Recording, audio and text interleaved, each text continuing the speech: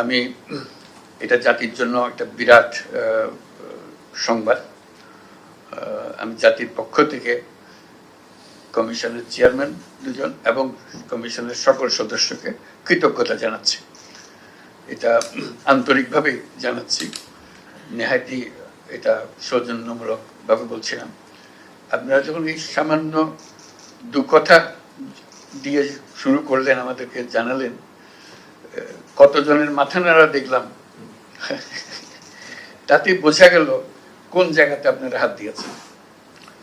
এই দুটো সংস্কার কমিশন হলো এমন জিনিস, বাংলাদেশের বা যে কোনো দেশে হয়, বাংলাদেশের হেনস নাগরিক নাই যে এটাতে টাচ হয় না।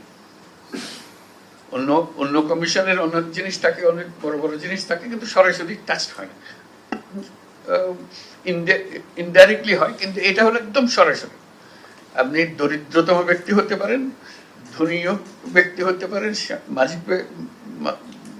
মাঝের লোক হতে পারেন, এটা এই দুটার থেকে মুক্তি নেই। এই দুটির সঙ্গে আপনাকে সম্পৃক্ত হতেই হবে। এবং আমাদের যে অভিজ্ঞতা, দেশের যে অভিজ্ঞতা, এটা হলো হেনস্থার অভিজ্ঞতা, অবমাননার অভিজ্ঞতা। আমরা নাগরিক হিসেবে যে আমাদের একটা দাবি আছে, অধিকার আছে, সেটা ভুলে যাওয়ার অভিজ্ঞতা, নতজানু হওয়ার অভিজ্ঞতা। এখানে যে আসার কথা শুনিয়েছেন, সেটা এই যে সংক্ষিপ্ত সার যেটা আমাদেরকে দিলেন, সেটাতেই এত আশা জায়গায় যে হয়তো আমরা এটার থেকে মুক্ত হব, আমরা সত্যিকার ভাবে নাগরিক হিসেবে অধিকার ফিরে পাব। এটাই আমাদের প্রত্যাশা, এবং আপনাদের এই রিপোর্টের মাধ্যমে সে প্রত্যাশা পূরণ হোক।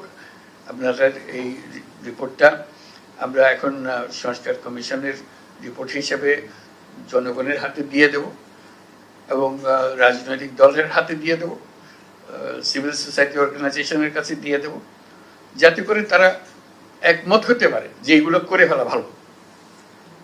কারণ আমরা মনে করছি আমাদের এখানে আমাদের মাথা নাড়ছি, আমাদের ভালো লাগছে, সবাই যেন এটা মাথা নাড়ে, যেটা ঠিক কথা বলেছেন। আমাদের তো প্রাণের কথাটা বলেছেন, কারণ আমি তো ভুক্তভোগী, আমাদের তো পণ্ডিত হতে হবে না এটা বোঝার জন্য। অন্য জিনিসে পণ্ডিত হতে হবে, আমি যখন সংবিধান নিয়ে বসি সেটা পণ্ডিত হতে হবে, কিন্তু এটা তো পণ্ডিত হওয়ার দরকার নেই। এটা আমার সঙ্গে কথাবার্তা, আমাকে যে হেয় প্রতিপন্ন করে প্রতিদিন, এটার থেকে আমাকে মুক্তি দেবে, এটার আশার কথাটা আপনারা বলেছেন। আশা করি আমরা এটা সবাই একান্ত মনে এটা গ্রহণ করবে এবং বাস্তবায়ন করবে। আজকে আপনাদের প্রজ্ঞা, আপনাদের অভিজ্ঞতা, আপনাদের